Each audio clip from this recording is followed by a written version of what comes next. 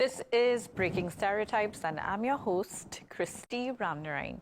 World Menstrual Health Day will be observed on May 28th. Joining me on set to tell me more about that day and what will happen in Trinidad and Tobago is Leela Ramsing. And Leela is the founder of LSA Health Services Limited in Trinidad and Tobago. Welcome, Leela. Thank you for having me, Christy. All right, so World Menstrual Health Day, it coincides with what we're hearing a lot about, period poverty.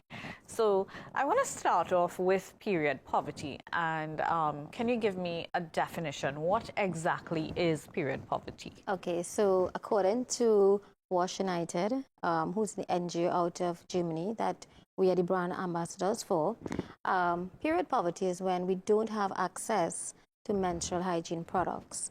And it can happen from the underprivileged, the underserved communities, and even the workplaces. Period poverty comes like if you're at your workplace and you're having an emergency cycle that happens right away and you have nothing to use. That is a part of period poverty as well. The word poverty doesn't mean to say that somebody can't afford the product. It's just that they don't have the item to use. Based on our work here in Trinidad and Tobago, we've been finding, going back to schools, we've been finding a lot of the schools that do not have facilities for the young menstruation girls. And let's go a step back. In 2023, we did a survey. The survey of, I think it was 67 primary schools from Mova all the way to Derby. And out of that, we only had 7% of the school having a facility for a menstruating girl. And when you say facility, are you speaking about the specific bins which are placed in the washroom? Yes, so we have the bins, soap, a functioning toilet. What we call it under MHD, period-friendly toilet. So we don't have that facility. What we did a couple workshops, and we continue to doing this because we recognize there's a need for it. Girls are not being educated at home, and we would think in this day and age, mummies are doing what they're supposed to be doing and advising them. No. So some of the girls come to school, and the principal will tell us about it, and they don't have a sanitary pad to use. So what we started doing is going to the schools. Sometimes we take a nurse with us, a doctor with us, and we give them some education, how to wash your hands before and after, what to expect at a certain age. But now we're recognizing there's sometimes children as 8 years old, 9 years old, are now having cycles. And apparently they are scared to even discuss it at home, so they come to school in a condition. And that is a finding. We found it in a couple schools. It's really sad. Oh my, yeah.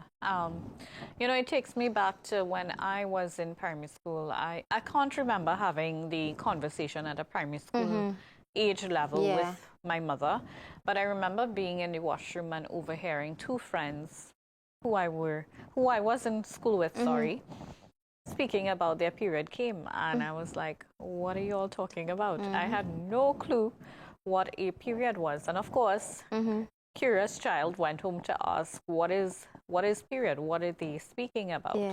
And now fast forward to my personal interaction with my children. I have no space with them. So if I'm going to the washroom, they are in the washroom, and they are 8 and 6, and they already know what a period is because they're all up in my space. And obviously I have to explain to them what's happening, because from the sight of blood you would be scared. You would think something has happened, and it's so different, And now to hear that 8-year-olds are having their period and not saying anything and going to school without a pad, that is very eye-opening. It is. Yeah, and I want to believe that parents, guardians, they have to invest in just having chats with the children. And it's important because I think in some of their minds, they're thinking, well, it should be at 12 or 13. But things are changed now. And for me, it's like when we did one at Sacred Heart Girls last year, and when we asked the menstruating girls from standard 3, the amount of them raised their hands. So they were already starting at that young age. Wow, I mean, this is so eye-opening for me because I have a daughter in standard 2 who is going into standard 3. Yeah. But we've had the conversation, you know, as I said, they're all up in my business. Can't help but having that conversation.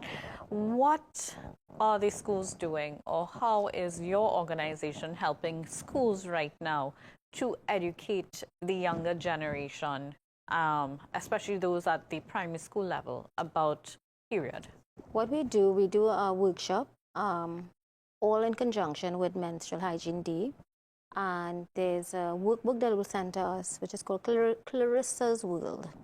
And that is explaining to them about cycles, about periods, about what to expect, etc. It goes into a deep set of things, but some of that we don't cover because it have to go through Ministry of Education, etc. So what we will do, as I say, we'll talk to them about the expectation of a certain age of puberty. After we do that, we teach them about the cleanliness part of it, how to prepare yourself. We had done last year, we had done these Share Dignity pouches, all designed right here in Trinidad, and we showed them how to pack it with sanitary products, a soap, wipes, extra underwear to have in those bags, and just have it in your school bag, just in the event of an emergency, you are prepared. And then we went a further step because some of these schools don't have feminine hygiene bins. Yeah. So the ones that have them, we teach them how to do the correct disposal of it. Because it's blood-borne pathogens they're dealing with. Yeah. It's not just garbage. And so we've been doing that for the primary schools. We've been doing it for the secondary schools. The secondary schools, we do Form 1s who are entering, and the schools will call us and tell us they need to get us to come in, and we do the workshop with them. Sometimes we do live demonstration with the girls. We ask them Q&As, etc. Of course, they get little prizes, and they're happy for that. Every school that we go to, we leave a donation of sanitary products for them. And it helps the principal as well because they have products in case of an emergency. The child could go to the principal's office and get that. Now, how do we deal with the fact that parents are not, especially mothers, are not speaking to their children about the menstrual cycle?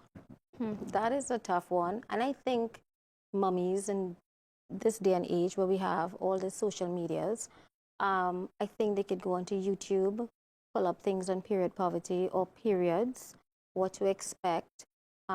We use I think it's Baymax.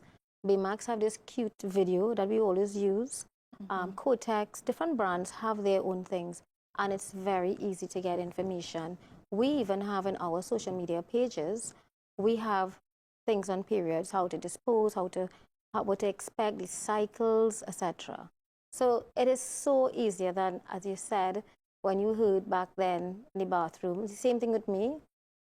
First time I heard about periods in school, in primary school, one of my classmates had a periods.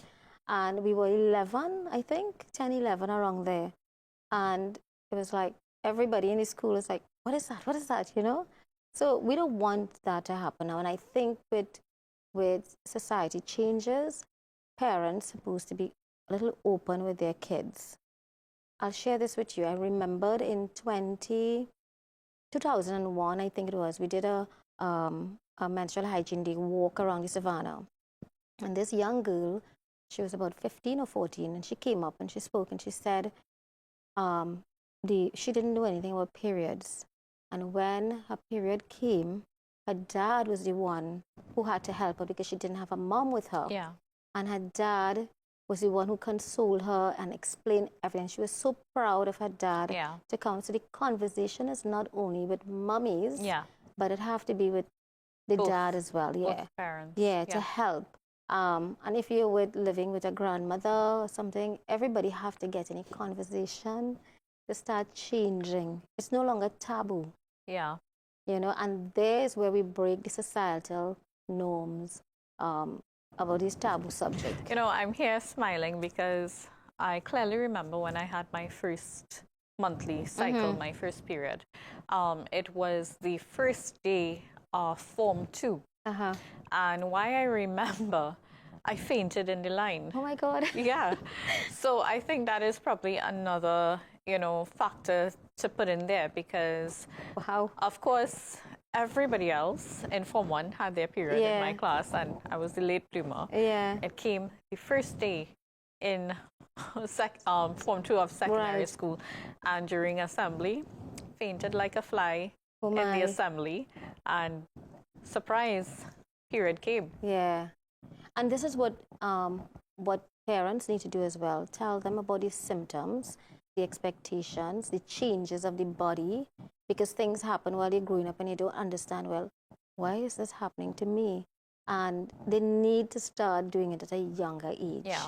Start changing the conversations, talking with them, making them feel comfortable about part of this is life, This is what we have to go through until we reach the age of menopause, Do you think religion plays a big factor in the fact that that conversation is not being had? Because at the end of the day, we do still have a lot of tradition in this country, and you still have conversations which will not take place because of religion.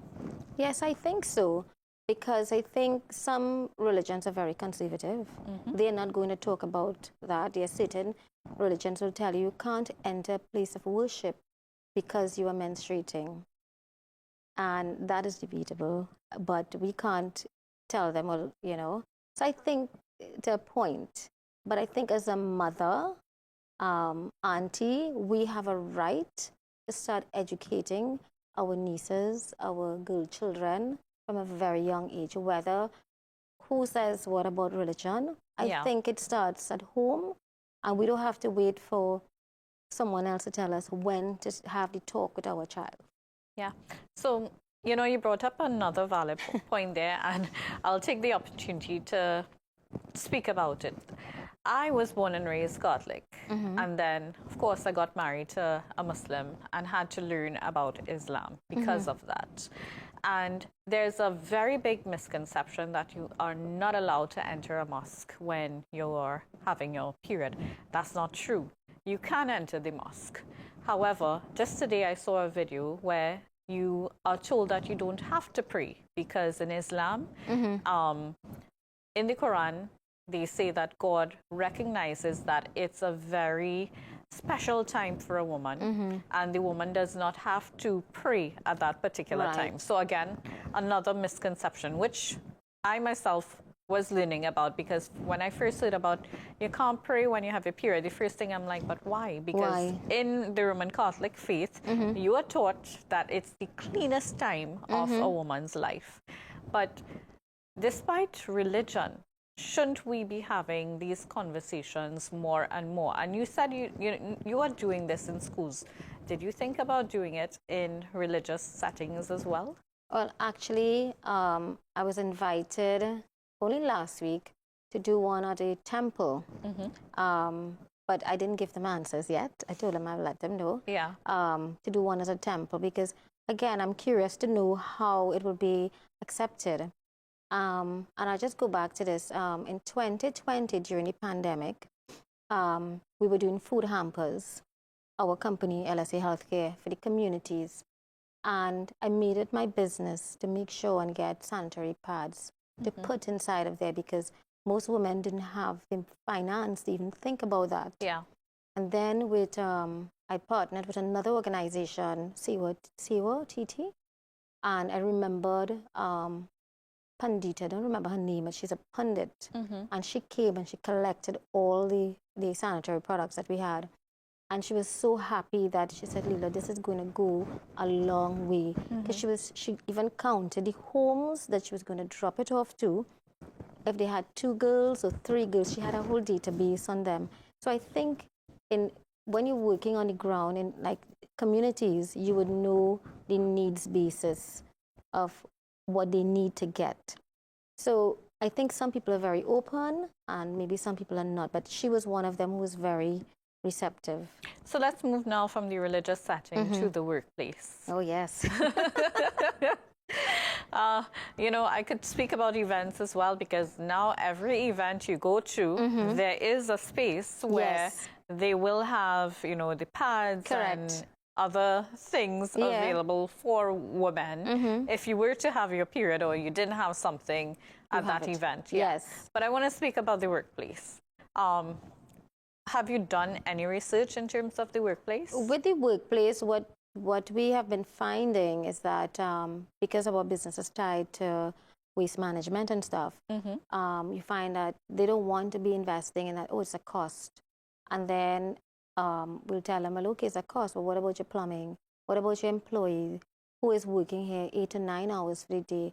Have you thought about her, productivity with her, etc.?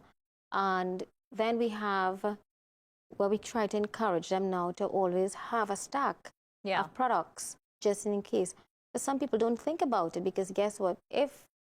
And there's where they call it period poverty. I'm at the workplace. You didn't have a sanitary napkin. Oh, it has happened to me on more than one occasion. I didn't have one. And then guess what? I have to leave what I'm doing, stock up on some tissue or something, to go how far the supermarket is, and then, okay, I'm going home. I'm not feeling well. So who lose out in the productivity when you think about it in that way?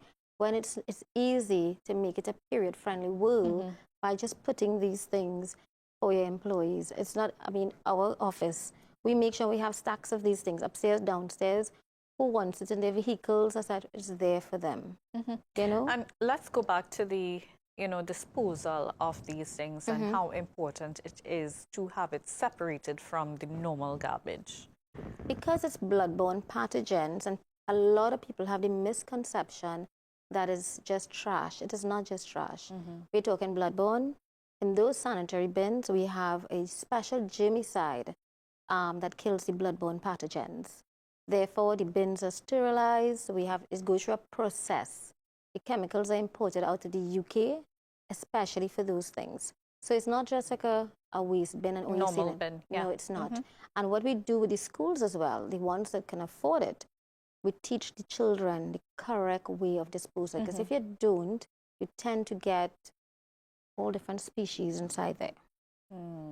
It's not really pleasant, you know. So the correct way of doing the disposal, we teach them how to place a sanitary napkin on, how to remove it, how to dispose.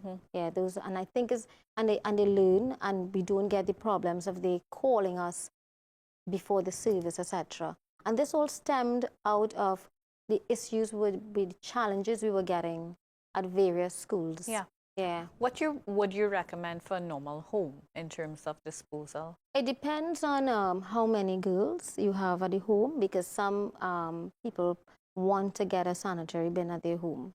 So what we have is one that you can buy out and change it yourself. It has like a chemical lace bag, and you can get that for your home use.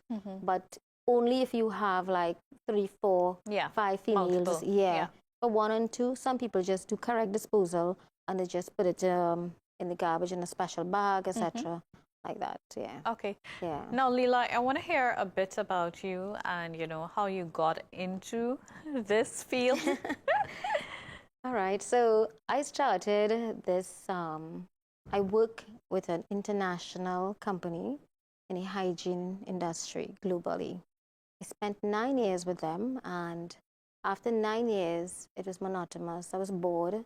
They didn't want me to move. They wanted me to stay right there. And I, being me, I wanted to do different things. I wanted a challenge. And I took the challenge back in 2003, stepping away from a lucrative job that was paying very well. I was very happy and comfortable financially, but I wanted a challenge. And in 2003, I stepped away, and I started my company, LSA Healthcare Services Limited. And then I went off to different markets in Trinidad and Tobago and a little bit of the islands and stuff like that. I love my passion. One of my passion is to change the culture of hygiene in Trinidad and Tobago, and by way of educating the young children. And my belief is once we change that generation from there, we would have a wonderful society of hygiene, because hygiene ties back to wellness, productivity, healthy people. Not only when the pandemic comes, we run and going to wash the hands and get the sanitizer. It's supposed to be clean all exactly. the time. You know, and we put a price tag, yes, but at the end of the day, it's the betterment for all of us, you know. So my passion is that, you know, working towards a better Trinidad and Tobago, changing our society, one child at a time. If we can get that, at least people remember that, hey, this is what we do, this is how we do it, and they would remember. At least somebody came in school. I remember that company came in school and they talk about that. Like when I was, 12, 11, they had Johnson & Johnson used to come and give out the little sanitary carefree. I remembered those things. So it's the same way that we go to, and we don't do to schools. I go to St. Jude's. We do things at the shelter. We do community service as well. I remembered pandemic time, we did the migrants down in Cedrus there. Yeah, so far and wide we will go on weekends to try and meet different demographics of people to help change the narratives about this. Now, from when you started working on this to now, have you seen a difference in the work you've been doing? Yes, actually, I always did it. But in 2018, I was able to have a little alliance with Wash United, and they helped me pivot more in Trinidad and Tobago to cement what menstrual hygiene day was about. Because yes, you go in and you talk to people, but they didn't really take you on. But when it's like tied to the global brand, and we are the official partners, it made it much more easier for us, because people before, like, decision makers didn't want to hear. But when you make sure that, okay, we are doing this internationally, oh yes, come, welcome, come, you know, so that helped us a lot in terms of that. So what I have to do every year, or no, every 6 months, I have to report back to them on how many touch points, how many schools, how many students, and the changes are happening. So this year, it's the theme is a period-friendly world. It started last year. Every year it changed.